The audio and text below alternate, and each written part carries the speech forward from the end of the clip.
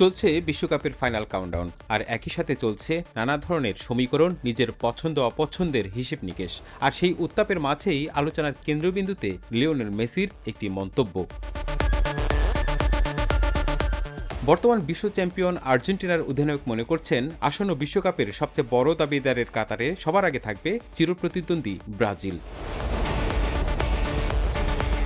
মেসির চোখে ব্রাজিলকে আলাদা করে তুলছে তাদের তারকাখচিত স্কোয়াড।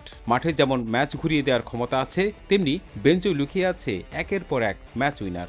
দীর্ঘ টুর্নামেন্টের ম্যারাথনে যারা হতে পারেন সেলেসাওয়ালাদের সবচেয়ে বড় অস্ত্র। তবে শুধু খেলোয়াড় নয়, ব্রাজিল শক্তির আরেকটি নাম কার্লো আনচেলতি। ইউরোপীয় ফুটবলের অভিজ্ঞ এই মহারথীর হাত ধরেই দলটি আরও ভারসাম্য ও পরিণত হয়ে উঠবে বলে বিশ্বাস আর্জেন্টাইন মহাতারকার। অবশ্য শিরোপার দৌড়ে শুধু ব্রাজিল নয়, মেসির তালিকায় রয়েছে ফ্রান্স, স্পেন, পর্তুগালও। তার মতে এই দলগুলোর আছে বড় মঞ্চে পার্থক্য গড়ে দেওয়ার মতো অভিজ্ঞতা, গভীরতা আর আত্মবিশ্বাস।